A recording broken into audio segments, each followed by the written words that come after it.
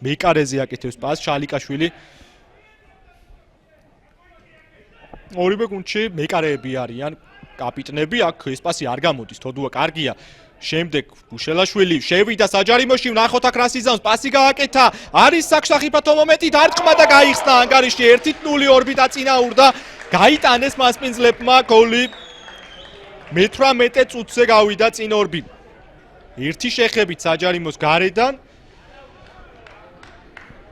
მოახერხა გოლის გატანა ორბიმ და რა კარგი იყო ბუშელაშვილი, ხო, ძალიან კარგად ითამაშა, შესანიშნავად შევიდა საჯარიმოში და შემდეგ გამომწვევებელი პასიც გააკეთა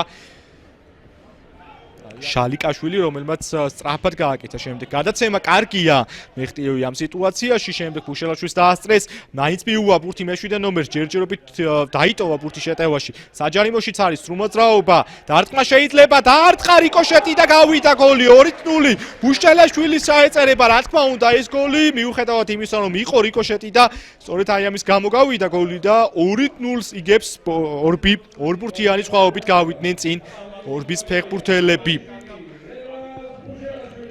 თუ პირველი გოლის შემთხვევაში საგოლე პასის ლიდერობს 10 ქულით, 4 თამაში 10 ქულა დააგროვა. იბერიამ ჯერჯერობით წაგება არ აქვს. აქ ნახოთ ეს ეპიზოდი, რეკიში პასს აკეთებს, გავიდა გადაცემა, არის აქ გატანის შანსი. დარტყმა საჭირო სრულმოძრაობა და არა, დაგვიანდა, მაინც დაარტყა თოფურიამ და გაიტანა. გაიტანა ახალ შემოსულმა ფეხბურთელმა. 3-0 ხდება ანგარიში და თოფურია გოლის ავტორი.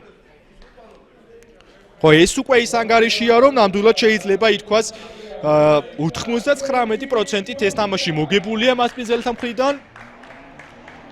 მოკლედ ცვლილებაზე შემოსული ფეხბურთელი ახერხებს თავის გამოჩენას ორბის შემადგენლობაში. კარგია.